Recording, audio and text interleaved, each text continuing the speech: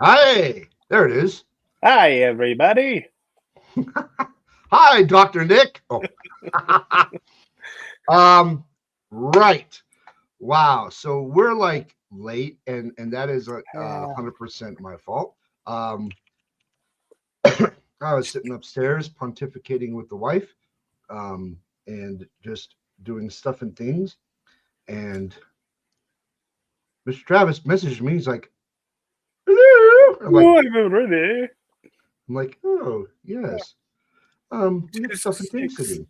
So we have a very cool show to do today. Last week, we talked about my absolute of all time favorite movie. All-time The Count, accolade. yeah, The Count of Monte Cristo with Jim Caviezel. Um, and that got Travis to thinking because after the show last week, Travis started talking. I was like asking him like, "What is your He favorite movie?" pressed me, guys. Like, he I wouldn't did. leave it alone. I did. I wasn't rude. No, he was very polite about it and would Yeah. not let me backtrack to my usual, well, let's talk about genres. What genre are we talking Right. about? Right. And he was Yeah. like, no. There will be no genre. No genre for you. What is your favorite movie? So we talked about it, and Travis has figured it out. Uh, Took some soul searching. It did. It did. yes, Yeah, a little bit. I went on a journey. Uh, we are talking today about Travis's favorite movie. So, Mr. Travis, if you wouldn't mind, sir, what is your favorite movie of all time? Oh, well, that is the question, isn't it, Mr. Josh? See, and that was one thing that just a little, because what is a Travis answer other than a little bit of a build and context beforehand? And that's you made me get through the genre blockage because I kept asking myself for a long time. Well, I have a favorite horror movie, probably favorite comedy, favorite act, blah blah blah. But no, what is the one? What's the one that I can almost always quote in whatever situation? What is the one that if I was just passing in a hallway and someone was watching without being creepy, I'd be probably look at me like, "Oh, it's that scene. Awesome." Or be like, "Ha, quote," and go from there, and maybe even share like a little movie moment with somebody. But the point is, this movie is okay. I know, tangent here. I don't like chicken noodle soup, okay, but I have to use it for this instance here. This movie is the chicken noodle soup, if I liked it and didn't make me vomit, for my soul type of thing, man. Like it's one of those that it's an ultimately feel good movie. It's funny, there's action, and as much as I like, I guess, verbal stims, it's quotable. And let's just say it's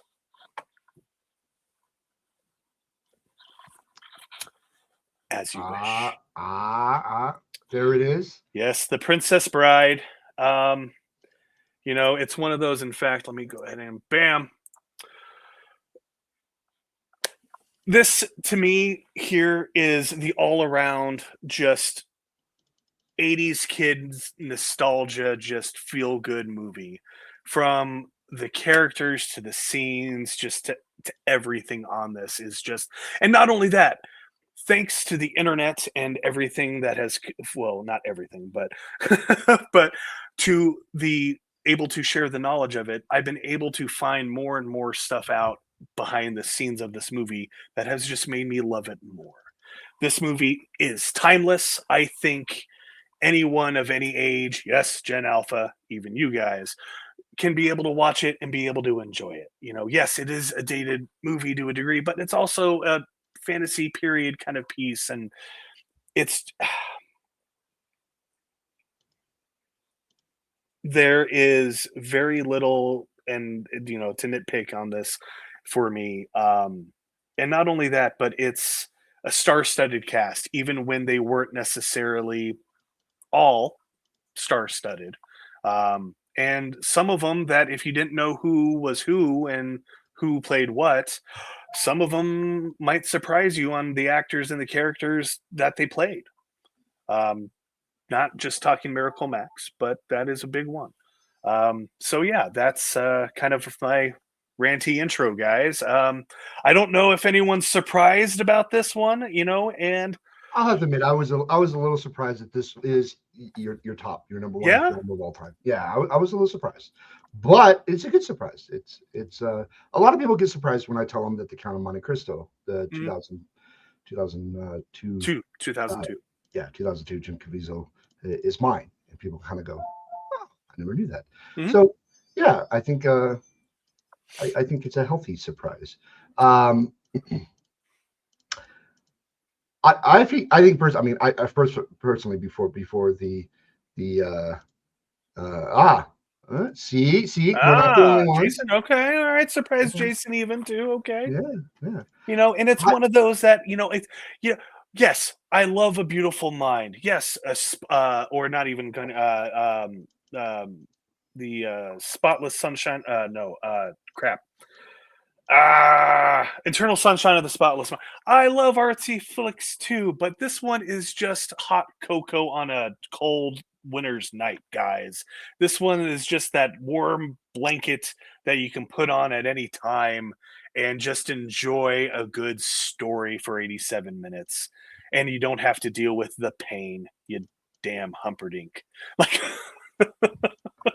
I I personally love the Princess Bride for it doesn't take itself seriously. mhm.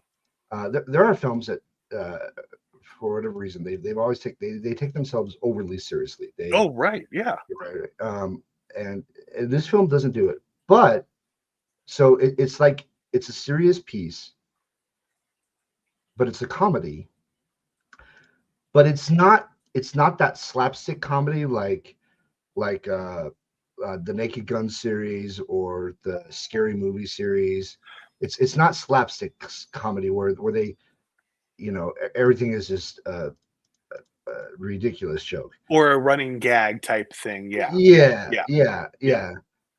But they do have some running gags in this, Oh, yeah. Like, and and it's to me, it's like it's this perfect marriage of it's this comedy, but it's not, mhm, and they don't take themselves seriously, but they do. right. And I really do. I do enjoy this film a lot. So, all right, Mr. Travis, this was your favorite film. Um, why? Let's start at square one. That would be a good place to start. Square one Okay. is usually a good place to go. Yeah, yeah. Yeah. You start with first off a curveball. First, you think that this, from the settings, like, oh, it's this story about, true love and these lover and the things. And it starts off with a sick kid at home playing video games, probably on a Tuesday. And I'm going to throw out a thing here. Probably after The Price is Right is already off, and there's soap operas, and you know what? I'm going to go play my NES. Okay, you know, and it just starts so unassumingly, where this grandpa just comes in and I got a present for you. And Fred Savage, say what you want about him, but he, especially at that time, I can't think of another child actor off the top that would have done better at that time, you know. But he just plays this just it's a book, awesome, He did a you really know. yeah, he really did a good job with the Yeah, film. he sold it as there's, but if you look at, and that's one thing that I like about his performance is his flow throughout the entire thing. He's so pardon.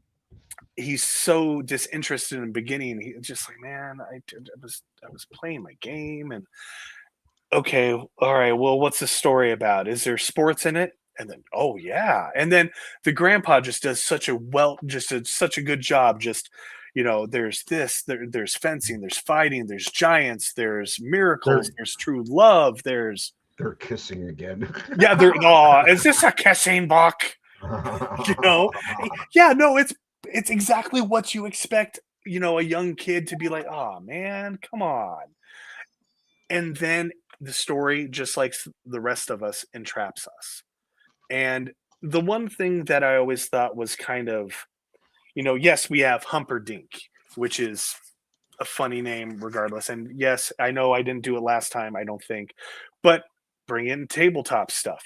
You can think of the coolest name ever for an NPC or for a character, and then you tell it to the table, and then it's the running joke for the next 40 minutes because you didn't think that they would say it with that inflection or something. And, yeah, there's Humperdinck, but I always kind of just Buttercup. Okay, I think, we went on kind of a ledge on that one. But you know what? For the story, not a problem. It's endearing after a while, and then I grew to love it. And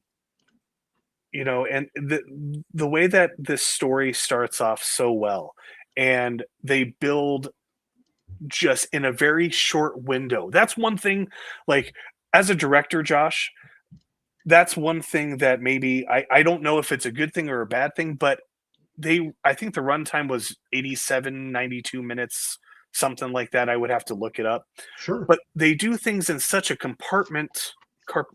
I can't talk today. My apologies, everybody. But they do things in such a good block that, okay, the beginning part, let's describe the love story that the beginning of the love that they have. And they do it so succinctly and so well, the swell of the music, and then, it's a kissing book. And then they bring you back, no, hey, we're just telling a kid a story right now. And then they go back into it. And, you know, some movies, they say, lightning can't strike, twice. And if they ever redid this movie, could it be even a shadow of the original? I don't think so. Maybe I'll eat those words, but it's one of those that Carrie Elwes, if I'm not mispronouncing that, sorry, I suck at it, but performs so well in this.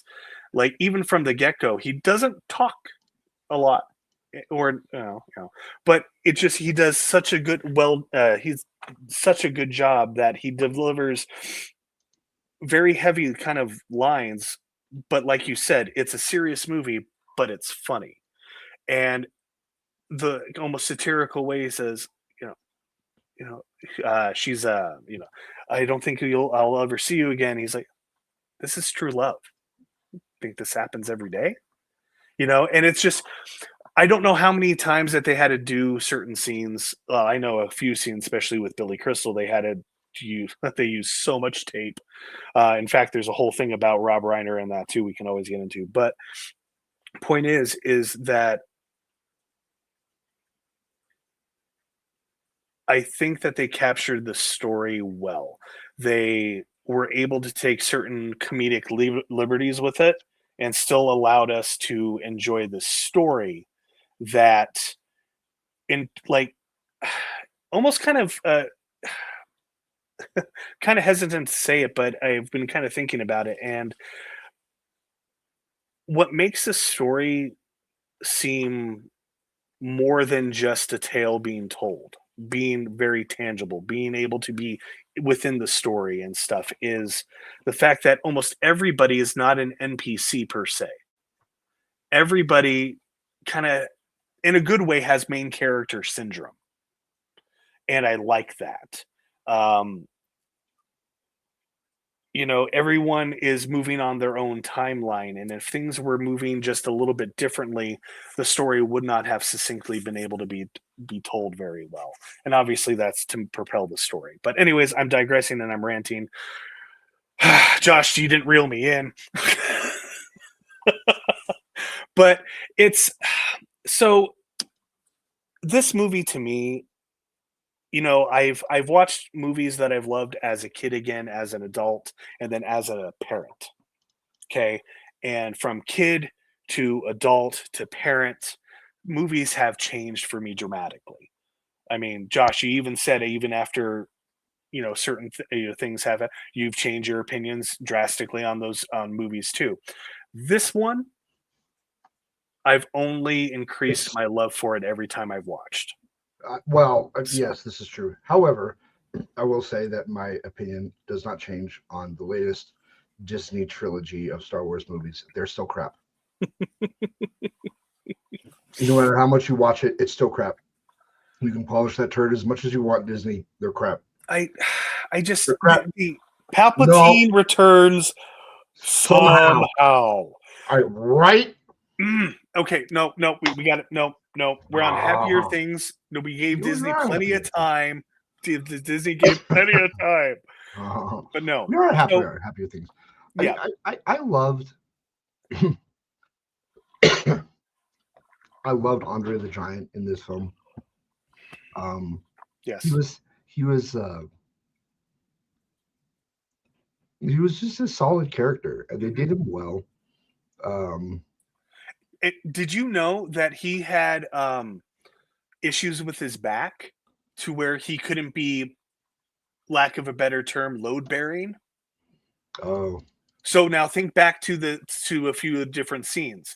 The Cliffs of Insanity. He's holding on, well, 2.5, but 3 people going up these cliffs. Which, by the way, if I'm not mistaken, those were the Cliffs of Insanity. Dover. If no, maybe I'm wrong. I would have to double check on that. But point is, so here's a little tip, not tip, guys. Here's a little behind the scenes that maybe you know, maybe you don't know. Who knows? I don't. But anyways, point is, so they're gearing up for this scene, right? And the actor who plays Vicini, Wallace Shaw. Wallace Shaw, like myself, is deathly scared of heights. He even said, Whoa. What? Back up the truck. What? Put it in reverse. Get the truck. Yeah. You're scared of heights? Yeah, I don't like them. I don't even like ladders. I never knew this. Yeah, no. Well, I mean, I'll do it. Like, for instance, if like I'll muster up, like if it's if we don't have a cat, but I'm saying if our cat was up in a tree, or if like it would be like thing, but I'm not just going to be like, hey, hi, no. Nah, if the cat's up in the tree, the cat can just stay up in the tree. You got up there, you dumbass, you can get yourself down. But so as my wife gets ready to come downstairs and slap me upside the head, haha. You're scared of heights. I didn't know that. Yeah, I am definitely not a fan. I mean, I am not a fan of ladders because I have fallen off of a ladder, and I'm not a fan of ladders now.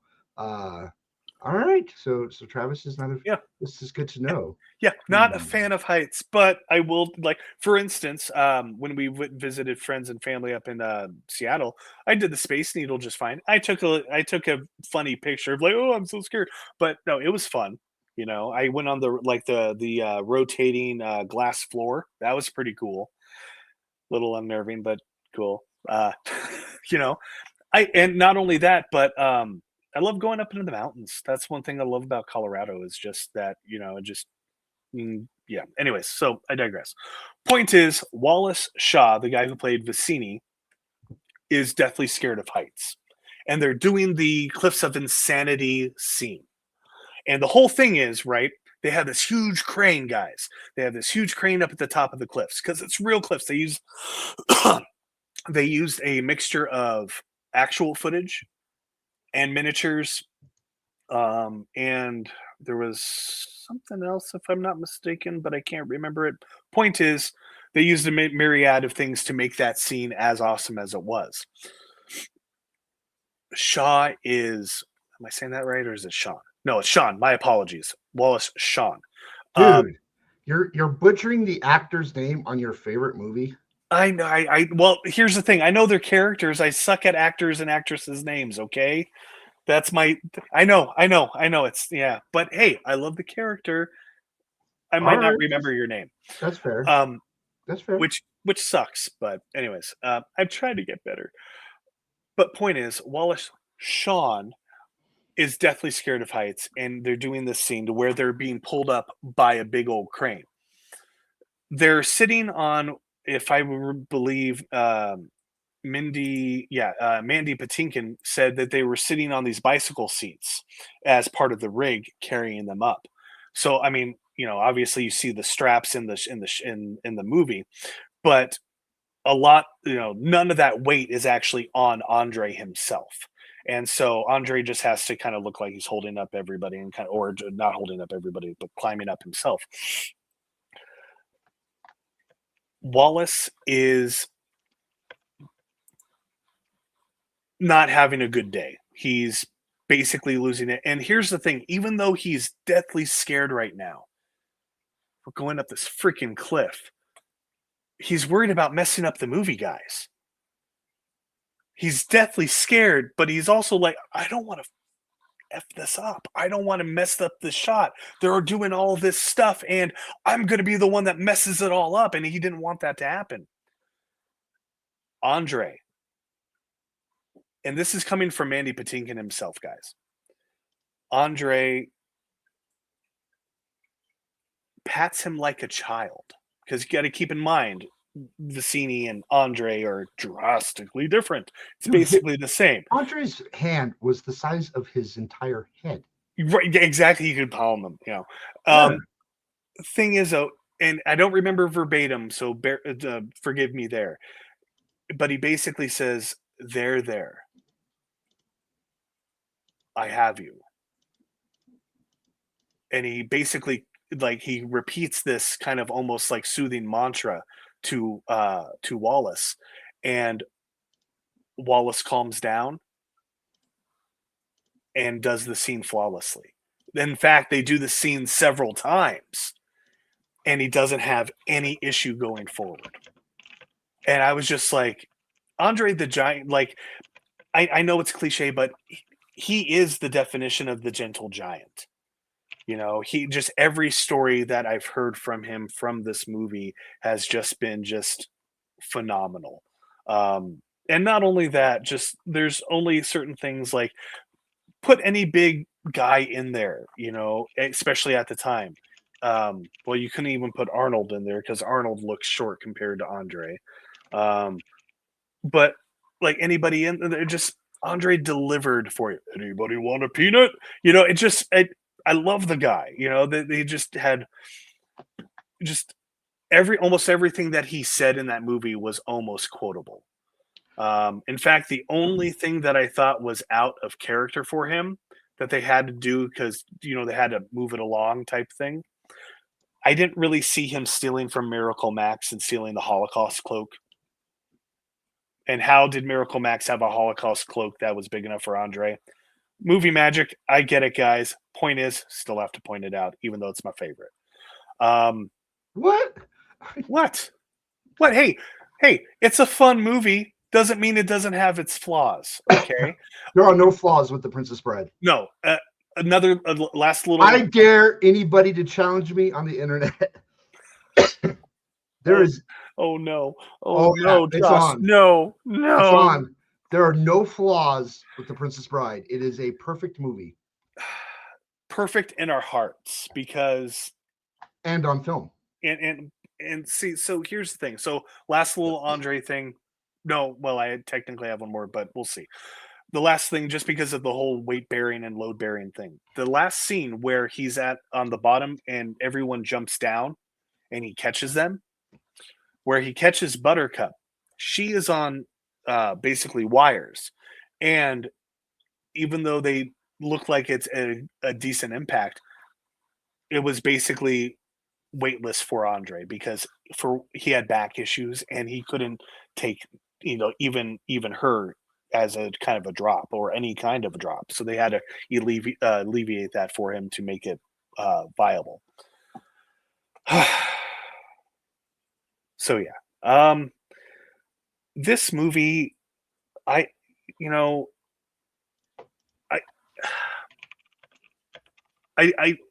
everyone is obviously able to have their own opinion, and I get it. My favorite movie isn't going to be your favorite movie. Yeah, but if you hate on The Princess Bride, there is something fundamentally wrong with your soul.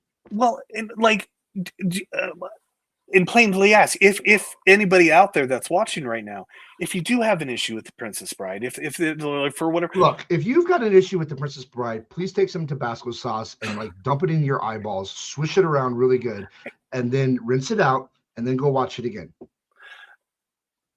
They might have viable reasons. reasons that I can't think of right now. But What viable reason? hold on. No, there's no holding on here, man. What What viable reason could you have to hate on The Princess Bride? my question would be is just, Except that your do you have soul is completely damaged. do you have an aversion to a good story? Because that's what this is. Yeah. What doesn't it have? Okay, technically it doesn't have an explosion, but it has fire. That's cool. There is an explosion. The rodents of unusual sizes explodes. Well, it doesn't. Well, he doesn't explode, but he gets You hear set the on fire. Yeah, well, boom. boom. Oh, which by the way, I almost totally got that shirt too because it was a shirt that looked like it was like kind of national park sign, and it was the fire swamp, and then I almost got it. But anyways, just if anyone's just tuning in, I had to get this one. I had to. Where did you find that shirt? And if you say the internet, I'm gonna throw something. It's your favorite website that we were talking about before. Oh God, Amazon. I'm sorry. Okay. Hey, all right. If buy more from them places too. carried big and tall, yeah. don't get me wrong. I would love to be able to lose weight, but that's a whole nother story.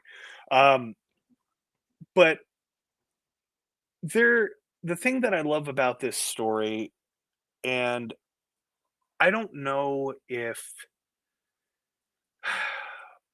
I don't, who I could probably pinpoint. Yes, this when I saw this made me start liking fantasy more, and got me into D&D and tabletop and what have you. But looking back at this story, the story is so rich. It really is. I mean, and that's why, like, don't get me wrong. If you don't like this movie, I would be not happy, but I would be open to hear your opinions of why that maybe doesn't fit the bill for you. Who But wouldn't like this story? Again, I go back to this. Like, who possibly could not like this story? Like, really? Well, and like there are some slapstick moments, not necessarily like Naked Gun, which by the way, I think maybe we should do the new one with Liam Neeson soon because I haven't watched that one yet. I haven't watched it either, Josh. But point is, it's not slapstick Naked Gun. Now, one thing is, when Fezzik and Indigo are looking for Wesley, pardon me, and they find the albino in the forest with the wagon, and it just Fezzik jog his memory, thunk. I think I jog him too hard. Just like it's perfect. And there's just enough little bit of mysticism in this to make you, think that magic is real because, hey, there's a six-fingered man in a underground dungeon somewhere that's sucking people's life out with basically a wet vac, which I kind of like from the whole, nefarious, science aspect of it. Count Rugen, I know you're not a fan of prequels, Josh. But I would almost take a Count Rugen story. He's almost that kind of guy. Like if he's making people make him these basically exquisite swords, what else is he doing around them? Anyways. Every time I look at this movie, the only thing that I can come up with is production stuff that I'm nitpicking about. Yes, the cliff of insanity, especially watching on Blu-ray and such right now. You can see the backdrop, okay, of the wet stage or whatever you want to call it. You can see the backdrop, or you can make it out. When it was originally on VHS or on TV, you couldn't really see it that well. The rodents of unusual size, you can tell that they're a man in a suit, but I also state to you, my friends, you can also tell that in the original Alien as well. Okay? So again, you got to take it for what it was for when it was made. And I think that this movie holds up regardless. Case in point, is it my son's favorite movie? No. But do I think that it will be in one of those that it's our favorite family movies? Yes. there's just enough overacting in this to keep everything nice and playful, even though it hits up very, very hard. Guys, unless another miracle happens or the miracle that Miracle Max had, Wesley and Buttercup, even though they end up together, not to put a damper on things, he's not going to survive very much longer. He has 50 years sucked out of him, and he's already 20 something, close to 30, most likely. It's been a 5-year span since he left Buttercup and became the Dread Pirate Roberts and came back. How much time does he have left, especially being in this time? I'm not trying to be a downer, but I'm just saying that even with those kind of aspects of this movie is still fantastic from from start to finish. I appreciate Josh's backing on this. On saying that people, there's something wrong with you if you don't like The Princess Bride. Dude, there is. And it's a feel-good story. One of the ones, okay, I have to talk about it because it's a big thing. It's Rob Reiner, right? I always get Rob and Carl mixed up. It's Rob on this one, I think. Yeah. He had to, during the Billy Crystal scenes, guys, by the way, just especially for depending on what generation is listening, Billy Crystal was this guy right here, Miracle Max. Okay. This guy, bye, boys, have fun storming the castle. Freaking love it. Most of Billy Crystal's lines, all improv. They literally just were like, so here's the scene, this is what's happening, and go. And let Billy Crystal do his thing. Yeah, I heard about that. That's one of the things I did hear about was that the film, a lot of the stuff he did was improv, and most comedic actors like that, they improv it pretty good. Yeah. So yeah, I've heard that before. But did you hear about what Rob had to do during the Billy Crystal scenes? No. Now put your seat, Josh. No, put yourself in Rob Reiner's seat for a moment. Okay. Billy Crystal's on set. He's working his magic. You can't stop laughing. You, sir, amongst other people, are wrecking the scenes because not everybody, but a lot of people on set are laughing. Rob Reiner being one of the biggest culprits of that. So what does the director of this movie have to do, guys? Any guesses? He has to watch on a remote TV in a adjoined room so his laughter can't ruin the scene or the sound for it. Not only that, during the scene, they have to replace Wesley's body with a body double because even though he's not talking or visible, but he can't stop trembling, like his chest part. And so when he was trying to stifle laughter, you could still see the chest move in the scene. So sometimes they had to replace him with a body, body double type thing, and it was just.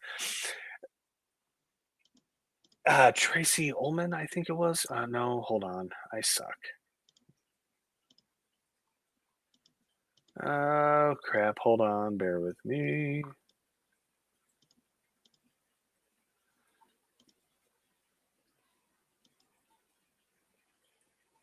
Was it Carol Kane?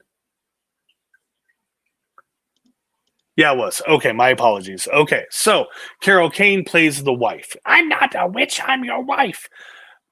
Great dynamic from there, but that whole entire scene, it took so many takes, and so many people had to be on their best behavior. I don't know. I just thought that was kind of cool, especially since the director kind of had to police himself a little bit too. Yeah. Yeah.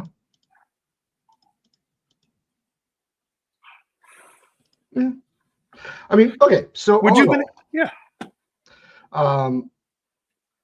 Yeah, I think it's a fair shake. I mean, I don't understand people that don't like the movie. You know what? Actually, I don't think I've ever met anybody who has said that they did not like The Princess Bride. And if they did, I would probably have to remove them out of my life because you just don't need that type of negativity. You just What really don't. okay, what would your response be then if they would be like, "Oh, you're so basic for liking it." I think I would give them a high five to the face. Yeah, Fair, fair, yeah. fair. Okay. Hopefully, that high five to the face would awaken some things inside of their brain, and they would, Fire a few extra synapses.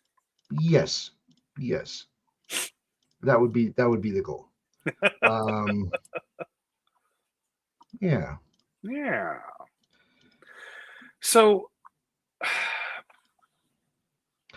I mean, all in all, there's really very little about this film that I can actually find that bothers me. There's really absolutely nothing. I mean, it's a great film from start to finish.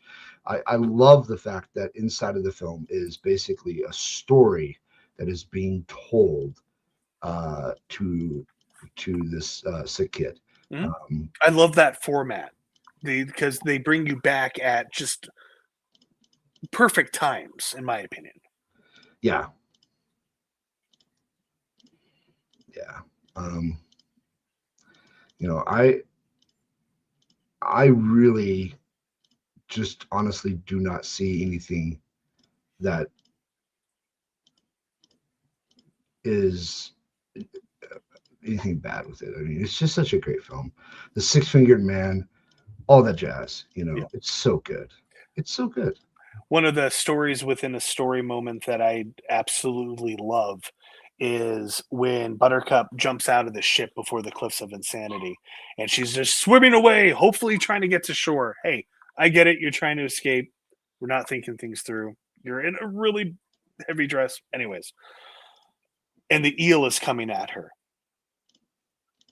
And then they break away just at the right second. And it's because the grandfather wants to be like, you're a little tense. Are you okay? The eel doesn't get her at this time. I just want to let you know that.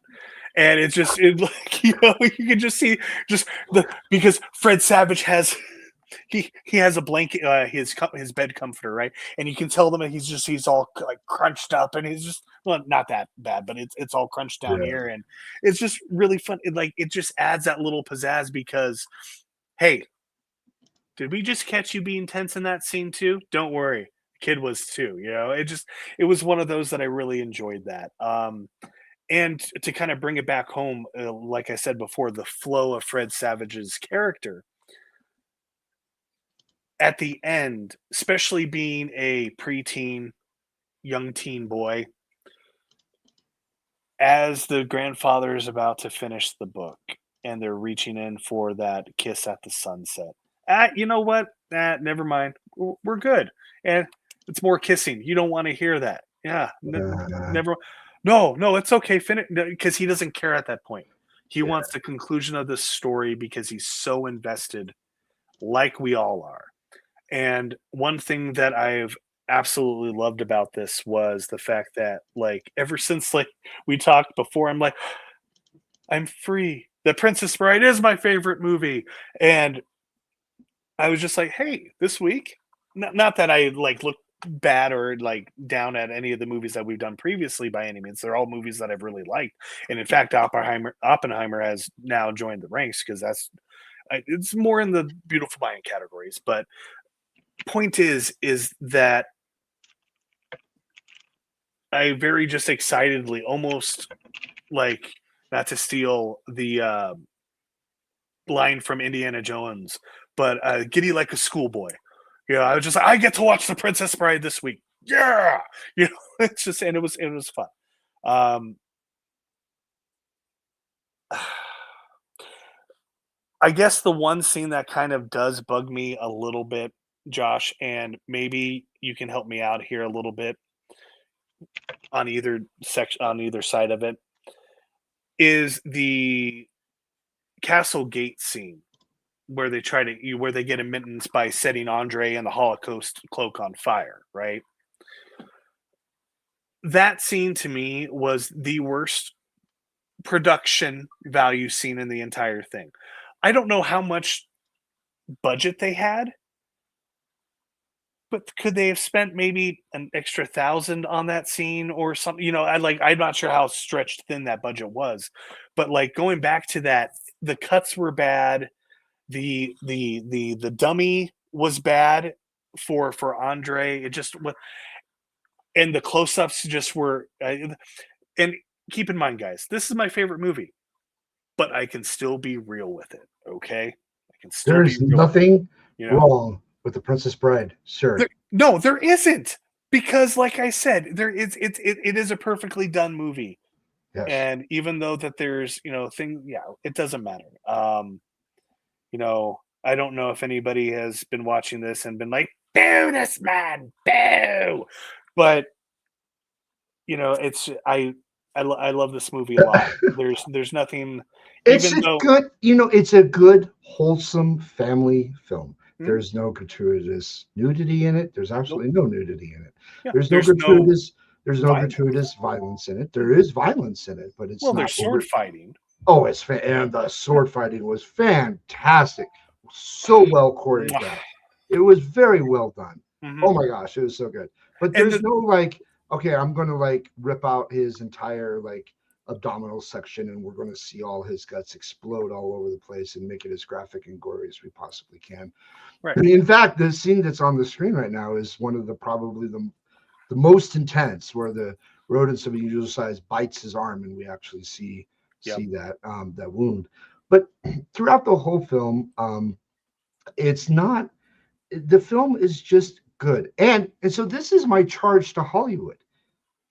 Hollywood, I think has lost their way, and uh, and now with the dawn of AI and the dawn of a lot of things, Hollywood is scared out of their minds. They really are, because they're no longer the gatekeepers. I mean, you got to think about this.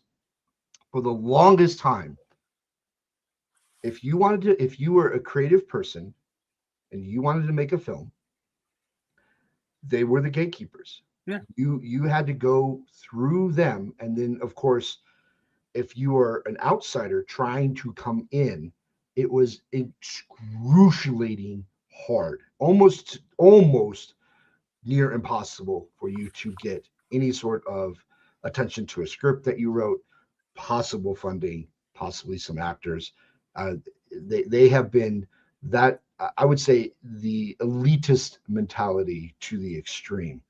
But now with the dawn of AI and the dawn of where technology has thrust us, the streaming platforms that have erupted, partially in thanks to COVID, um, they're no longer the gatekeepers. They're really not. So, and I give you an example. I have a short Sure. film. Uh, it's called The Corporation. It I got that. Sorry, called what? It's called The Corporation. Oh yeah, that one. Yeah. Um, it's not. It's not. I wouldn't. I mean, we shot this, folks, on a budget of about $500. Okay, I mean, right? But I was able to get that short film distributed 100% through an indie distributor, and it is doing remarkably well in Brazil. They love it in Brazil, to the point that the distributor has reached out to us and said, "Would you please? Could you make this into a feature film? We think we can get it on Tubi." Oh, And cool. and I went, absolutely. And so we wrote a script and we're getting ready to shoot a feature, my very first feature film. But so I'm saying all this because I'm using The Princess Bride as an example. Yeah. The Princess Bride is a fantastic story. It's just such a good story. It's wholesome, it's clean. There's not obscene language in it. Not that I'm against that sort of thing. Like, I mean, I love RoboCop as a film in the 80s. Oh my God, it was so good. Yeah. But this film is a good, like, you can sit any kid down in front of it and they can enjoy the socks off of it, and you as a parent don't have to sit there and go, oh God, is there something coming up that I need to be worried about that little Right. Johnny should not see? It's a fantastic film and they tell a great story, which means you don't have to have all of that stuff to tell a story. You don't. It doesn't enhance the story in any way. So there's some slight, like slight, slight, slight interjection with that. the, I, the I, I oh, go ahead. okay. Yep, So yep. I mean, like, okay, I mean, I'll the Passion of the Christ, right? Yes, that was intense. But okay, so I say all this because with the dawn of AI and the dawn of where technology is moving, a lot of indie filmmakers, a lot of very creative people that I know are going to be able to start, if not they're already doing it, making very high quality, professional looking films, and they don't have to go through Paramount or Disney or Universal Studios or any of them. They don't have to go to this board of directors and beg and plead. If they got to that point to Right. have, that they're begging, that they're getting possibly money. I mean, they don't have to send down script after script, copyright it before, because Hollywood just will steal your ideas and then do it themselves. Um, and I think it's beholden of Hollywood. Not that they watch our stuff, not that they care about what I think. Come on, two dudes on the internet sharing their opinion. They care tons. They'll be calling us any moment, Josh. Right. I'm Mm-hmm. yeah, I'm totally down with that. Um, no, I really think that it is, we are getting to the point now where they're not the gatekeepers are going away. Now, I'm sure that they're going to try very hard to make sure that they sit and retain their throne of goodness, Right. because I mean, why not? But I think it's really good. And this goes back to my original point with how clean is this film? This film is truly, one, the acting is fantastic, right? I mean, just the acting. But take that aside. You just look at the story, you look at what they're telling Mm-hmm. and how they told it. There's none of the silliness that Hollywood just typically throws into films just for that gotcha or whatever it is that they're doing. Okay. Like we talked about in Oppenheimer, right? Yeah. Like you take like what was that? Like there was absolutely that did not drive the story at all. It didn't. And that was my biggest issue I had with Oppenheimer. I thought the rest of the film was great. I thought Christopher Nolan's directing was superb. The acting was Mm-hmm. superb. They really did a great job capturing who Oppenheimer was, the struggle that he had after, because all he cared about was the physics, and then all of a sudden he sees what he created in front of him and went, "Oh my God, what have I done?" Like, Right. oh geez, right? Okay, this film, The Princess Bride, is really just, it's fantastic, and it goes to any of my indie filmmakers. You can make a professional quality film. I mean, look at The Princess Bride. Most of the budget, the reason the budget was the way it was, the reason they had, it was probably a couple million, and at that time that was a lot of money. Not that it's not a lot of money Right. now. Most of that probably went to actor salaries. Right. Um, I bet a really talented person could make a film very similar to this on a shoestring budget with some really decent actors, and it can be done. It really can be done. So, Real quick, what's your guess? Right okay, rules. Price is right rules. I'm going to say 5 million. Final answer? That's my final answer. 16 million. Oh wow! All right. Which was, I'll be honest, that's more than I thought. 16 million. Again, Holocaust cloak scene guys. Come on, extra 500 to a grand. Probably. Never mind. I'll stop. I'll stop. But so my thing with Hollywood, Josh, is, and especially being a product of 80s programming, I must buy your toys because I watch the cartoon, and 90s with it as well. Get new blood, Hollywood. Get new blood, Disney. There are storytellers out here, and I'm not tooting just my horn as a tabletop storyteller or Josh's Horn as an independent director. But there is so much like new blood out there with new fresh ideas that yes, every story's been quote unquote told, but have you seen it through this lens? Have you seen, through that? There are so many different things that could be done. But you know what we're making? Live action remakes. Oh God, Let's go. dude. And it's not even live action remakes. I'm sorry. As much as I love The Lion King, okay, Mufasa, still Yeah. to this day. But point is that they're doing this, and they're not even, in my opinion, doing movies that should be done as live action remake. Where's Treasure Planet? Where's the Return to or Atlantis the Atlantis movie? Or one of my other favorites, which by the way was, if anybody's curious, maybe not. One of the movies that was up in the running for this, for my favorite accolade, was Titan AE. Freaking love that movie. It incorporates hand drawn art with CGI, and it's just a fantastic story. Very star studded voice acting too on that. But point is, that movie could be done so well as a live action remake, especially now with the stuff that we have.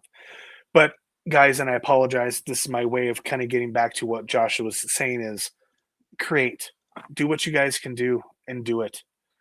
It's just my own little violin. It's tough enough to get people table side to roll some dice. If you guys can get people around and to create something that can tell a story, fantastic, do it. And hey, if you need a voice actor or anybody else with ideas, let me know. Nah, it's anyways. But point is, keep doing it, because like Josh said, they're not the gatekeepers anymore, and relish in it, and just don't stop. just don't stop. And I hope Josh doesn't either, because this man keeps improving.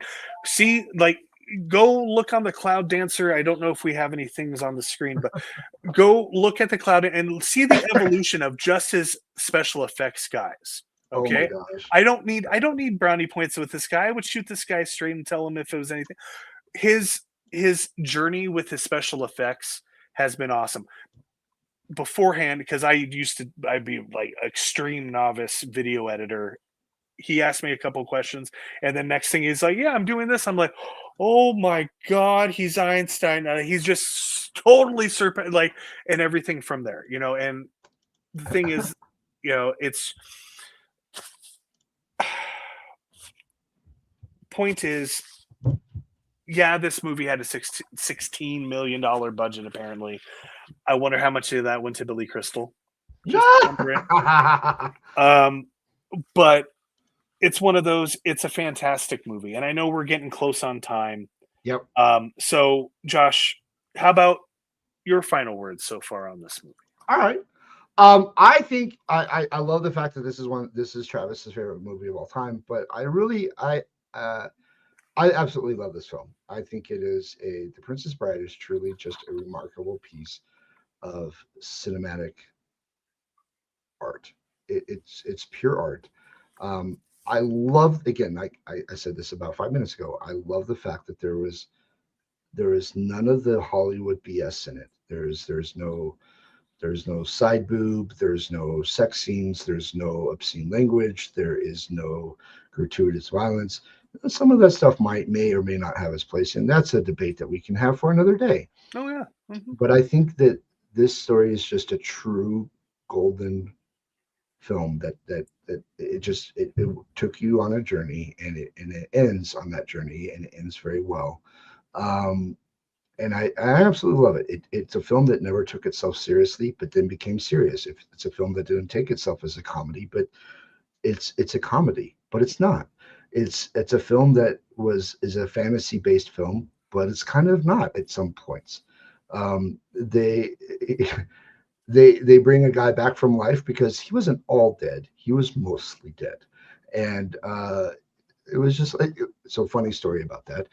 Real quick. My my doctor, when I was in the hospital last year, so my doctor, I get out of the hospital, we're doing all my checkups and everything. Yeah. And he's going through my charts and he goes, you were just like mostly dead, but you weren't all dead. And I was rolling in my office. I was like, dude, you're awesome. One of the best doctors. It's like, okay, no, you're he's good. still my doctor to this day. Yeah. Nice. I'm like, yeah, I'm keeping this dude around. Right. But all in all, I think it's a fantastic film. And again, my charge would be to Disney or Universal Studios, and basically Hollywood, the filming industry. Don't remake this film. It's perfect. It's great. We don't even need a sequel. Okay. This is keep your grubby hands off of it. Don't remake it. It's good the way it is. Let us enjoy it. And maybe the studio executives, you could watch this film and understand storytelling. And when a director comes to you with a great story, let him tell the story and keep your grubby mitts off of it.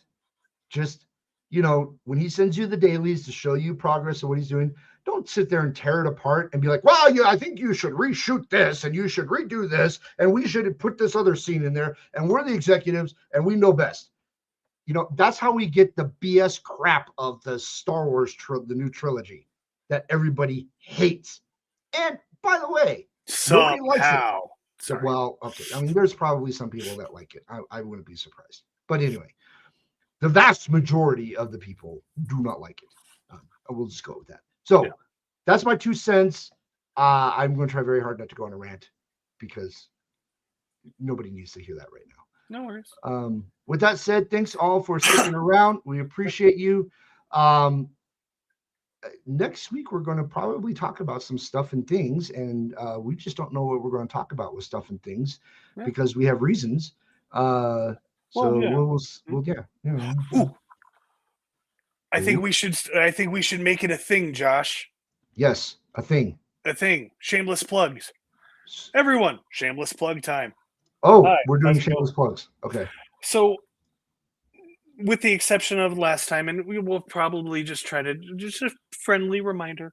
If you know of anybody that would like our rants, that would find it entertaining, feel free to pass it along. Feel free to share it. Josh and I, we don't advertise, we don't do anything, but hey, if you guys like it and have been entertained, sweet. Otherwise, I don't think you'd really be here. But we are the only ones. We are the only ones that are talking about it on the internet. Mm-hmm. Well, and it's just cutting edge. No one's talking about the Princess Bride. No one has ever talked about the Princess Bride. One last little thing that I'll just put on that just for cherry on top. Especially for people that maybe haven't watched this movie in a minute. Watch it with someone that you like. It's just one of those that you're just going to have a good time. Okay? Enjoy this movie. I have. And if you've even enjoyed it a third as much as I have through the years, you'll enjoy it plenty. So, thanks for hanging out. On that note, cheerio all.